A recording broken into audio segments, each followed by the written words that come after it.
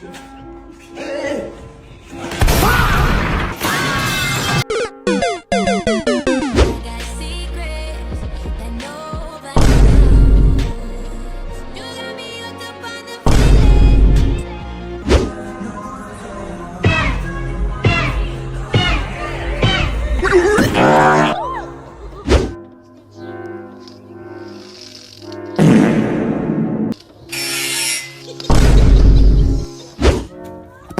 what the fuck is going on, man?